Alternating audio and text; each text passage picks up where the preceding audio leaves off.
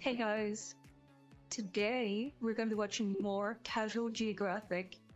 Full disclosure, I love orangutans, but I know very little about them, so I feel like this might be traumatic for me. Anyway, let's get into it. Giant ginger tree hippies don't always choose peace, but in 2014, Okay, fuck you. No, don't call them mean names. Don't call them mean names. No, I like orangutans. I have a bad feeling about this though, guys. I have a bad feeling I might not like them after this video. Oh, here we one shot go. scientist when she not only orchestrated the life canceling of another, she essentially hired a hitman to do it. The hairy honey trap was executed by a young Excuse female me? named Condor, and the victim was a mother 20 years older named Sidoni. Living in the swamp forests of Indonesia's Mawas Reserve, the two had beef going back all the way to 2009.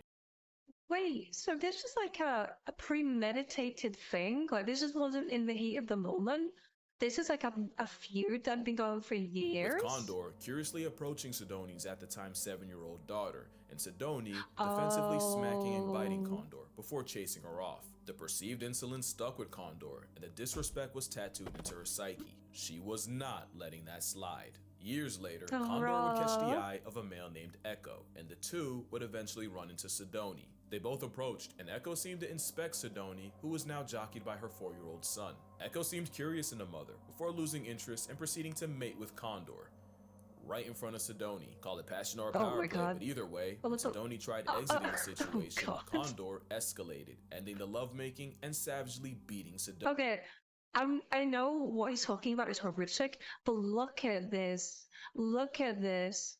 Look at them. They're freaking adorable. I don't know. I think it's because they're like the most.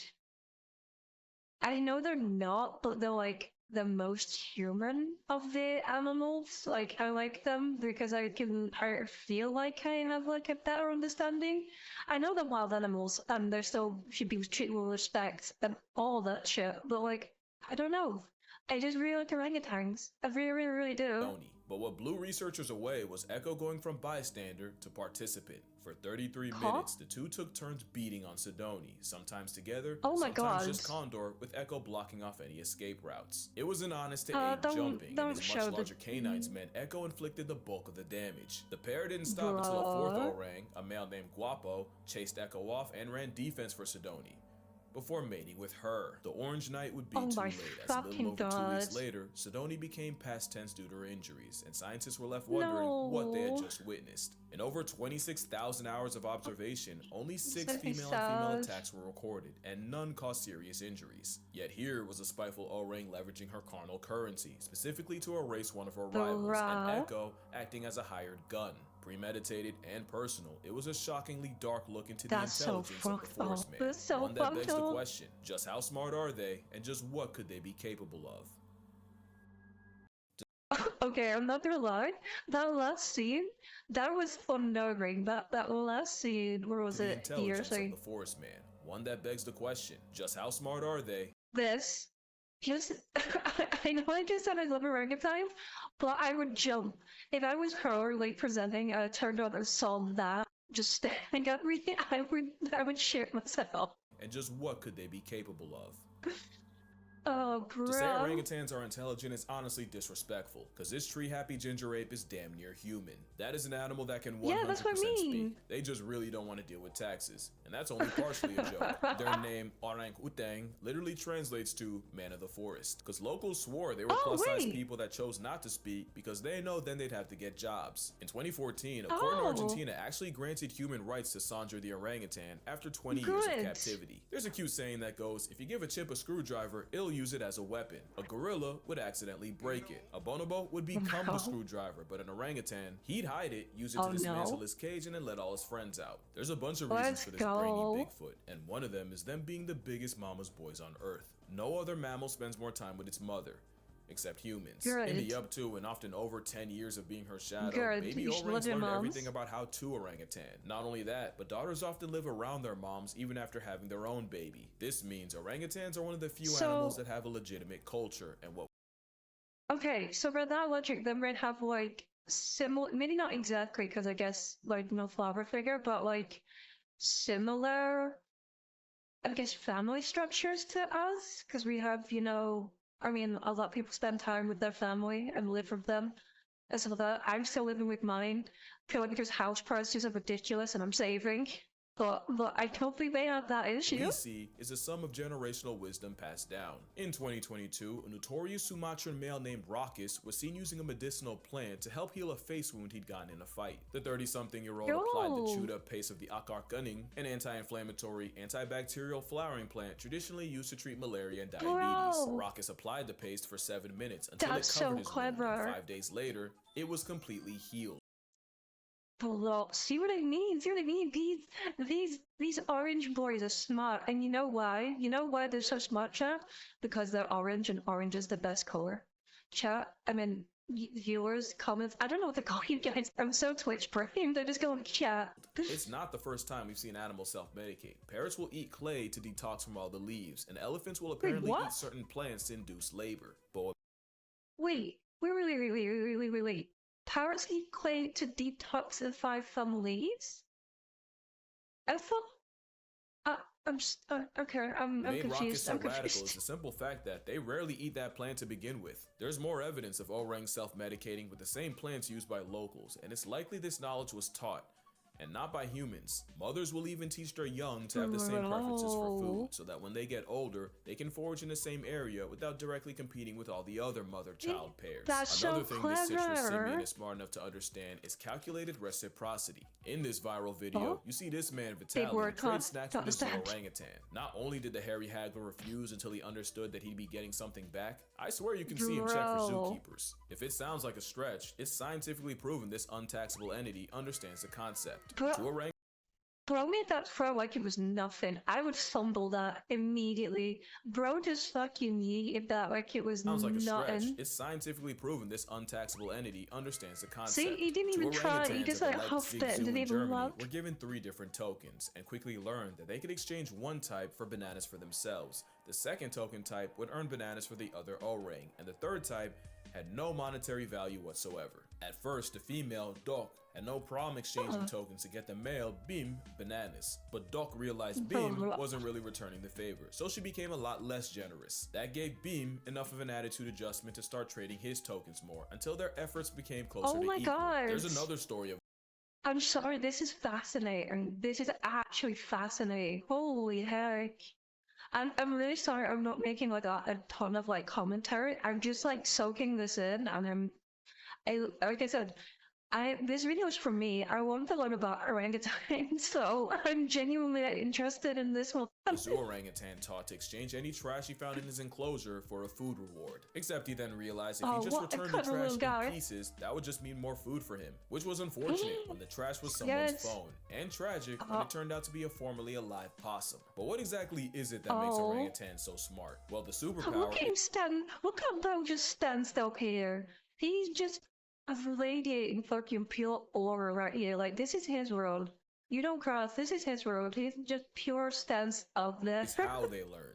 When orangutans are spending all that time with their mothers, they learn everything they need to by watching and copying. Even after they leave, young males will find an older, flangy male. Maybe I'm an orangutan. I learned by watching and copying. Actually, no, maybe not copying, but I learned by watching and doing, so maybe I'm a kinetic learner. He's a role model, learning how to be an alpha male by mimicking everything he does. Mimicry is how they learn, and that learning creates cultures. It's scientifically proven when resources are good, orangs spend more time around each other and more time peering, watching, observing the other orangs. It's not just people watching, it's gathering intel, and they don't just do it to each other. Orangs regularly learn things just by watching the humans around them. No way, it was cutting word. Are you kidding me? It's gathering intel, and they don't just do it to each other. Orangs regularly learn. Bro, he's using a saw.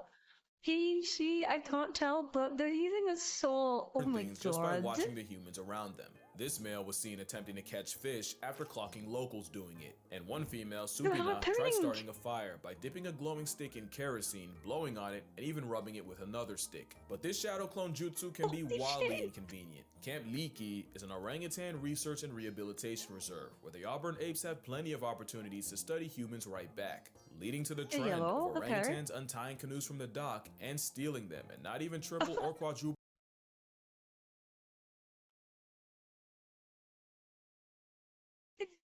That was funny. That was actually funny. Just seeing a freaking an orangutan just paddling a canoe, stealing a canoe. That's funny. That's so funny. Can discourage them. Fun fact, it takes about a 7-hour canoe ride to get to camp, so one documentary crew decided to save time with a speedboat. They lost that time after a redman stole the boat and left them stranded. The power of perception has taught O-rings how to breastfeed, drive, and even saw wood, all from watching a human. It said O-rings— Wait, they can drive? Wait. Why am I talking about this? Motherfucker can drive. What? Please tell me he gets into this in a video. I need to see orangutans driving. The intelligence of a 4-year-old, but I've yet to see a toddler that did its own laundry. Now you're seeing what I'm saying. Bro's smart enough to talk, wise enough not to. And she's only sawing like that so you don't catch on. But what if I told you there's an even higher level of intelligence they can get to? Deception. Sorry, I don't know why that tickled me so much, but it really did. Requires foresight and anticipating the actions or thoughts of another party. That's where intelligence can get scary. If orangutans have the capacity to trick us, we're talking about a whole different ballgame. Which brings us to the story of Fu Manchu. Now, I didn't consider that. And I'm suddenly very anxious. I'm suddenly extremely anxious. Oh boy, we're talking about okay. an orangutan outsmarting humans, and it happened in the 60s in Omaha Zoo in Nebraska. I know, nothing ever. Okay, were people just like relatively dumber back in the 60s or something? Like, I'm trying, this might be code, but I'm trying to downplay it as much as I can. Nebraska. One day, zoo director Jerry Stone was doing his rounds when a couple keepers ran up to him. Panicking, they told him not 1, but 5 orangs had escaped and were roaming the zoo. This was not good. That's fine, like right? all apes, an orang outside is a code red situation, and a starting lineup of them walking amongst people was a canon event begging to happen. All it would take was a human or orang getting too curious for it to be a bad time for everyone, and Jerry sprinted to them before anything could happen, and he found them just chilling. Yeah, Jerry was greeted by 5 fugitives just people watching in the elm trees by the elephant building. Clearly all they wanted to do was visit the zoo like everyone else. But you can't just have several hundred pounds of primate in public on Super. Why not? Look at him. He's chill.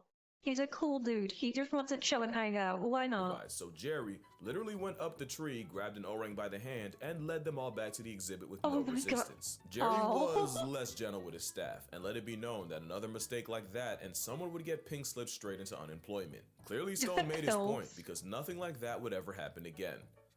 Until next week, when it happened again. Oh my fucking god, okay. Some way, orangutan gang got out again. No one got hurt. They actually went to the exact same spot in the trees. But a troop of tangerine men exercising free will is a nightmare for zoo. And this time, Jerry was ready to give someone permanent PTO, because no shot someone went through all that school in debt just to not close a furnace door. So imagine what went through Jerry's mind when the tans got out again. But this time, there was a catch. I used to think you'd only hear this line in a movie, but nah, someone— Bro. What is that? Bro has got that. That is such an interesting look. The nicest way I can put that is an interesting look for an orangutan. Bro. Actually ran up to Jerry and said, "You gotta come see this." And he wasn't wrong. You see, in the orangutan exhibit, there was a moat, and down at the bottom of that moat was a furnace door. And sure enough, they caught one of the males, Fu Manchu, fiddling with the door. They were watching from a distance so Fu wouldn't see them, but they couldn't see exactly what Fu was doing. All they knew was suddenly the door flew open and Usain Bolt felt a disturbance as these men broke the sound barrier running down to stop them. So now the solution was simple: clear the enclosure of anything that could be used to escape and do it daily. And sure enough, the orang breakouts came to an end.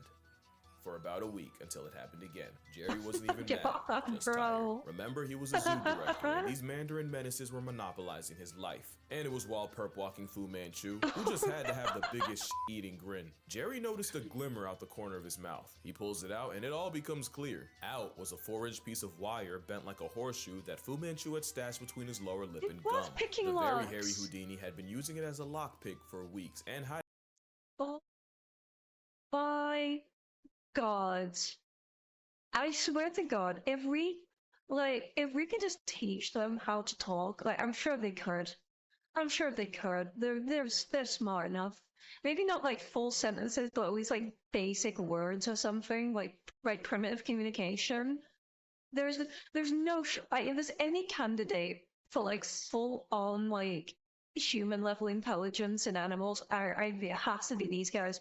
It has to be Hiding it in these his guys. oral wallet. No one taught Fu. Not only did he orchestrate his own emancipation, he had the foresight to realize he couldn't have the key out around keepers or else it'd get confiscated. Fu Manchu would be named an honorary member of the Locksmith Union of the United States, and Jerry Stone would go on to work with several other interesting apes, including a gorilla named Harambe. Fu Manchu wouldn't.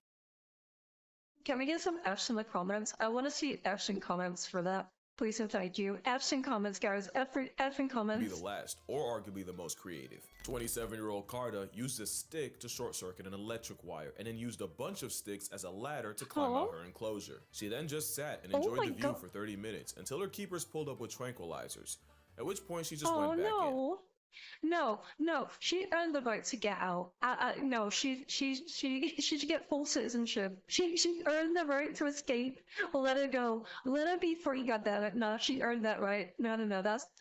My girl got them dirty here. Last year, Kimbali broke out of an $11 million habitat in Toronto by cartwheeling past a wire barrier. Mind you, that habitat opened up the summer before. Bro flexed on them 11 million ways. The important thing is, in none of these cases do you see an orang get out with malicious intent. Most times it just cosplay as people. But what if one did have beef and use his powers for malfeasance? This is Ken Allen. It's the most famous name in orangutan lore, and you wouldn't even know the name if his mother Maggie had succeeded in smothering him before he even got it. He'd be named after the two zoo officials that would raise him instead, Ken Willingham and Ben Allen. As a baby, he'd soft-launch his shenanigans by regularly unscrewing the bolts of his crib and dismantling it. And once he got too big for a crib, keeper Joanne Thomas would take him around the zoo in a stroller. I'm sorry, but just look at him. Look at the baby. Okay, this when you again, okay, I want to clarify something. I have no issue with you guys who like reptiles, who think they're cute. That is fine. That is perfectly okay. You are allowed to do that. Live your best life. I will never understand that. This is what I see when I think of cute animals. This. Not something called bloody with scales, I'm sorry. Soft launches shenanigans by regularly unscrewing the bolts of his crib and dismantling it. And once he got too big I'm gonna get so much pay from reptile lovers now. The zoo in a stroller. A decision that arguably cost the zoo thousands. 5 days after moving to his new enclosure, June 13th, 1985, Ken... Wait, let me guess. He, like, got a full, like, tour of the zoo so he could figure out how to get out without the keepers realizing? Climbed the wall and got out. Years before, folks caught Ken building a DIY ladder out of some branches. One thing I didn't mention is living in the trees full time means orangutans literally make their beds every single night. Up to 20,000 in a life. Clearly the craftsmanship carries on. Ken Allen spent his freedom wandering the zoo, taking pictures with patrons before getting escorted back. Not a great thing to happen, but no one got hurt, the wall he scaled got extended, and surely this wouldn't happen again. July 29th of that year, Ken found a way out again, but this time, his intentions weren't pure. You see, there was another orang, Otis. Ken did not like Otis. Ken hated Otis. He hated him so much that they actually had to be separated because orangs might be an endangered species, but as long as they are roommates, Otis... Wait, they are? I didn't know that. They're endangered? Okay, we need to make every effort to make sure that these things do not go extinct. I will cry. I will genuinely cry. Like, about the death of an animal. If this... No. Orangutans cannot be allowed to go extinct. Then no, just no. Was an endangered individual. So when Ken escaped a second time, he went straight for Otis's corner and chucked rocks at him. That premeditated stoning put him in solitary confinement. But I'm sure Ken will tell you it was worth it. But the reason for the beef might have been jealousy. Otis was the breeding star of San Diego, with nearly 10 kids and 3 wives. But I was getting them hoes. But I was getting maidens for days. Damn. Ken hated him as a concept, so the zoo gave him 4. And of course that backfired, when Ken started teaching them how to disrespect infrastructure too. One day, someone left a crowbar in the enclosure, and instead of using it while everyone watched, he just tossed it aside, like he didn't even care. An actual orang move, except he threw it to a female named Vicky, and she used it to pry open a window and free them both. Also, Otis wasn't the only victim. My God. Apparently, he took offense to a TV crew filming a documentary on gorillas and pelted them with rocks, until he ran out of rocks and started using cannonballs from his colon. Ken was so crafty, the boys would only have a chance of studying him if they dressed like regular guests, cause Ken would never incriminate himself if someone in uniform was around. Ken would break out a few more times, never hurting anyone. That's so clever. He recognized it. No. Except Otis, he did once approach a child and mumble, "No one will ever believe you," before walking away. No, he didn't. Disbelief makes his legacy stronger. His legacy was he cost the zoo over $40,000 in zoo enhancements, undercover surveillance, electric wiring, and even hired rock climbers to find every possible finger, foot, and toehold. But he likely You know what? That's the zoo's problem. That's not his problem. That is not his problem. That's the zoo's problem. Poor job, the zoo, I say. He made that back and more, with all the PR Ken Allen brought to the zoo, just by being himself. But except for Otis, who, must have done something to deserve it, Ken Allen never used his intellect to inflict violence. Bro just wanted a vibe. But what could an He's a good boy. That's why. Is it hard to believe that Ken, my boy, is a good boy? Rolo? Orang with a human grudge do. There's a story of an orangutan actor hating his trainer and waiting until the two were alone up in a tree, where Pierre strangled his human op and threw him to the ground. But the only proof is the obscure article I couldn't find a source for. Plus, okay, then no. Then no, I don't believe it. Fuck off, I don't believe it. This might be pure cope on my end, me wanting to see these creatures as good boys and girlies, and having a love for them. No, I don't believe this. Now, Joe's revenge was more than just a story. Joe was an orangutan that appeared in over 100 movies by 1919. This was a time where there were no laws against capturing, selling, so the guy was a piece of shit. Universal Studios would take full advantage, and as cute as he was as a toddler, things changed once he became a teen. There would be several incidents with Joe, including a lawsuit where a security guard claimed Joe had mauled him with over 40 bites. There was another time he escaped, and when police pulled up to catch him, Joe stole an officer's gun. But the most infamous case... I'm sorry? But what do you do in this situation? Like, I'm British, so I don't, I was in the army cadets and I handled weaponry there, but nothing like major. But like, what do you do in this situation? An orangutan, not a person. Not a human, not something you can predict, not something that you understand very well, and in some cases intimately. It fundamentally, a wild animal has got a gun and is pointing it at you. What the fuck do you do in that situation? That I know they can use tools, but never in a million years would I consider them. Okay, now thinking back on it, with them watching and learning. Okay, I can actually believe this. I'm having like a realization as I'm talking. The disbelief is now gone, and I can actually believe Joe stole an officer's gun, but the most infamous case was Joe breaking out of the Universal Zoo, serving straight chaos for 3 days, and even releasing 15 wolves and his elephant friend Charlie on the way out. But Joe did seem to have a code. Not only did he never attack women or children, he'd often defend them. One scene had an actor pretend to spank a child, but because Joe don't play pretend with the little ones, the orang went O-line and leveled the guy.